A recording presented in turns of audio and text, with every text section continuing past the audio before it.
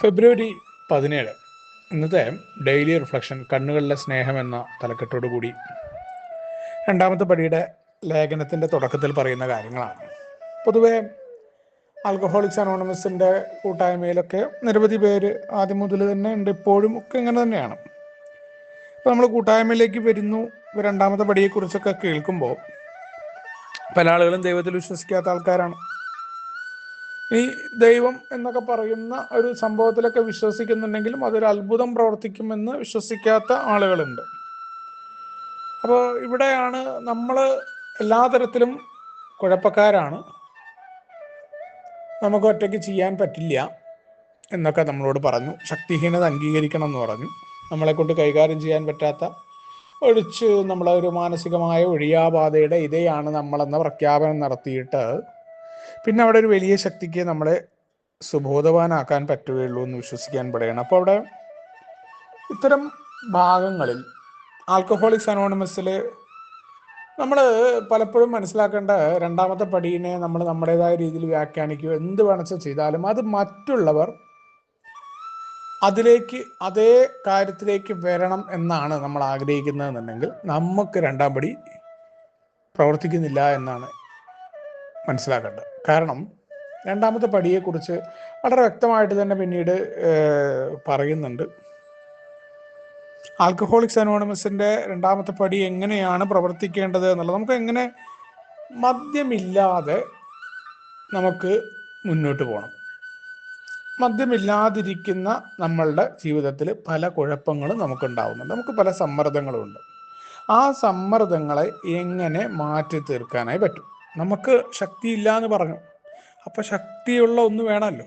ആ ശക്തിയുള്ള ഒന്നും നമുക്ക് മാറ്റാൻ പറ്റുന്ന കാര്യങ്ങളും ഈ സമ്മർദ്ദരഹിതമായിരിക്കാനായിട്ട് എങ്ങനെയാണ് നമുക്ക് പ്രവർത്തിക്കുക എന്നാണ് ശരിക്കും രണ്ടാം പടി ഊന്നുന്നത് എന്നുള്ളതാണ്. അവിടെയാണ് നമ്മൾ മറ്റുള്ള മനുഷ്യരെ നോക്കിയിട്ട് അവരുടെ കണ്ണുകളിലെ സ്നേഹത്തെ തിരിച്ചറിയുക എന്ന് പറയുന്ന ഭാഗം വരുന്നത്.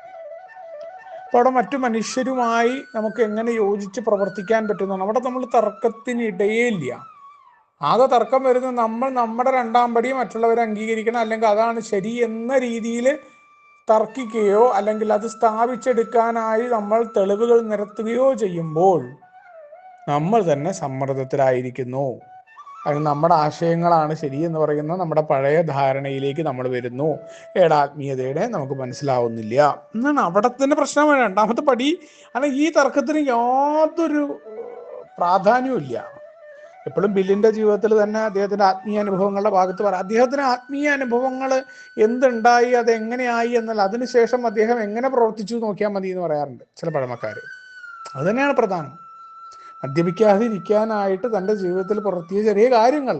ആത്മീയതയൊക്കെ എത്രയാണ് വളരെ സിമ്പിളായിട്ട്. എന്താണ് ആത്മീയത എന്ന് ചോദിച്ചാൽ ആൽക്കഹോളിക്സ് അനോണിമസിൽ ഇങ്ങനെയാണ്: മദ്യത്തിലേക്ക് പോകാതെ എനിക്കും മറ്റുള്ളവർക്കും ഉപകാരപ്രദമായിട്ട്, ആർക്കും ഒരു ഉപദ്രവമില്ലാത്ത രീതിയിൽ ഈ സമൂഹത്തിൻ്റെ ഭാഗമായിട്ട് ഞാൻ എങ്ങനെ ജീവിച്ചു പോകണം, അതിന് ഞാൻ പുലർത്തുന്ന ചില തത്വങ്ങൾ. ഇത്രയേ ഉള്ളൂ ആത്മീയത.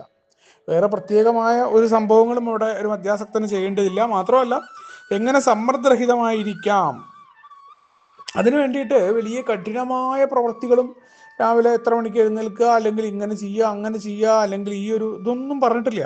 ഏടെ പ്രാർത്ഥനകൾ പോലും വളരെ രസകരവും വളരെ സന്ധി പ്രയർ തൊട്ട് മൂന്നാമത്തെ പടിയുടെ പ്രാർത്ഥന ആയിക്കോട്ടെ, എല്ലാം വളരെ സിമ്പിളാണ്.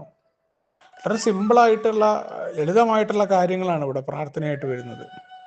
അപ്പം അവിടെ ആൽക്കഹോളിക്സ് അനോണിമസ് നമ്മളോട് രണ്ടാമത്തെ പടിയിലേക്ക് നമ്മൾ കടന്നു വരുന്നു. ഒരു വലിയ ശക്തി മറ്റു മനുഷ്യരെ ഉൾക്കൊള്ളാനായിട്ട് പോലും നമ്മളെ സഹായിക്കുന്ന സാഹചര്യങ്ങളെ മാറ്റാതെ എങ്ങനെയാണ് നമ്മൾ അതിലേക്ക് വരിക എന്ന് മനസ്സിലാക്കുന്നതാണ്.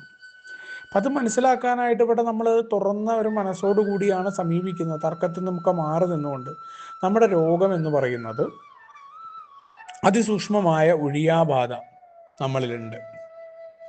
ആ അതിസൂക്ഷ്മമായ ഒഴിയാബാധ എന്ന് പറയുന്നത് കുടിക്കാതിരിക്കുന്ന സമയത്ത് നമ്മളുടെ ചിന്തകളിലെ നമ്മുടെ വാക്കുകൾ എന്ന് പറയുന്നത് വാക്കുകളാണ്. ഈ ചിന്തകളാണ് വാക്കുകളായിട്ട് പുറത്തേക്ക് വരുന്ന അവിടങ്ങളിൽ തൊട്ട് മറ്റു മനുഷ്യരെ നമ്മൾ കാണുന്ന കാഴ്ചപ്പാടുകൾ, എല്ലാം നമ്മുടെ ചിന്തകളിൽ മറ്റുള്ളവരിങ്ങനെ ആയിരിക്കും, അവരിങ്ങനെയാണ്, ഇതൊക്കെ നമ്മുടെ കാഴ്ചപ്പാടാണ്. അപ്പോൾ അവിടങ്ങളിൽ നമുക്കൊരു മാറ്റം വരുത്താൻ സഹായിക്കുന്നതാണ് എന്ന് പറയും. അത് മുന്നേ കടന്നുപോയ ആളുകൾ അത് മാറ്റം വരുത്തിയിട്ടുണ്ട്. അപ്പോൾ രണ്ടാമത്തെ പടി എന്ന് പറയുന്നത് എനിക്ക് പറ്റുന്നില്ല എന്നും മറ്റുള്ള ആളുകളിലൂടെ അത് പറ്റും എന്നുള്ളതാണ്. ഞാൻ എന്നെ തന്നെ ശ്രദ്ധ കേന്ദ്രീകരിച്ചുകൊണ്ട് എൻ്റെ ലൈഫിലും അല്ലെങ്കിൽ എൻ്റെ കാര്യങ്ങളിൽ മാത്രം താല്പര്യപ്പെട്ട് നടക്കുന്ന ഒരാൾ, ഞാൻ അവിടെ നിന്ന് ഒരു ശ്രദ്ധയെ മാറ്റി നിർത്തി കുറച്ചുകൂടിയൊക്കെ വിശാലമായ വീക്ഷണത്തിലേക്ക് കടന്നു വരുന്ന ആശയം കൂടിയാണ് ഇവിടെ രണ്ടാമത്തെ പടി. രണ്ടാമത്തെ പടി നേരത്തെ പറഞ്ഞ പോലെ മറ്റു മനുഷ്യരെ നമുക്ക് ഉൾക്കൊള്ളാനും മറ്റു മനുഷ്യരെ അവരായി മനസ്സിലാക്കാനും കൂടി സഹായിക്കുന്നതായിട്ട് വരികയാണ്.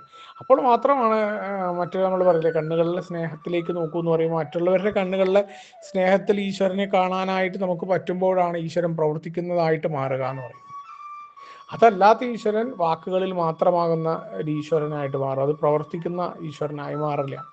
അപ്പം അത്തരത്തിലേക്ക് നമ്മൾ മറ്റു മനുഷ്യരിലേക്കൊക്കെ ഗുണങ്ങളും അവരുടെ കണ്ണുകളിലെ ആ സ്നേഹവും അതിലൂടെ ഈശ്വരനെയൊക്കെ കാണാനായിട്ട് ശ്രമിക്കുമ്പോൾ കുറേ കൂടിയൊക്കെ പഴയ കാഴ്ചപ്പാടിൽ നിന്ന് നമ്മളിൽ മാത്രം ഊന്നി ജീവിക്കുന്നവരിൽ നിന്ന് മാറിക്കൊണ്ട് മറ്റുള്ള മനുഷ്യരെ പരിഗണിക്കാനും അവരെ കേൾക്കാനും അവരുമായിട്ട് ആശയങ്ങൾ എടുക്കാനും അവരിൽ നിന്ന് കുറേ കാര്യങ്ങൾ പഠിച്ചിട്ട് അത് നമ്മുടെ ജീവിതത്തിലേക്ക് പകർത്താനും തയ്യാറാവുന്നുണ്ടോ എന്നുള്ള ചോദ്യമാണ്. അവിടെയാണ് രണ്ടാമത്തെ പടി പ്രവർത്തിക്കുന്നതാണ്. എങ്ങനെയാണ് നമുക്ക് സമ്മർദ്ദരഹിതമായിട്ട് മദ്യമില്ലാതെ നമ്മുടെ പ്രശ്നങ്ങൾ നമ്മൾ മനസ്സിലാക്കേണ്ടത് എവിടെ നിന്നാണിത് ആവിർഭവിക്കുന്നത്, എവിടെയാണ് കടന്നു വരുന്നത്. അപ്പോൾ എന്താ ചെയ്യുക?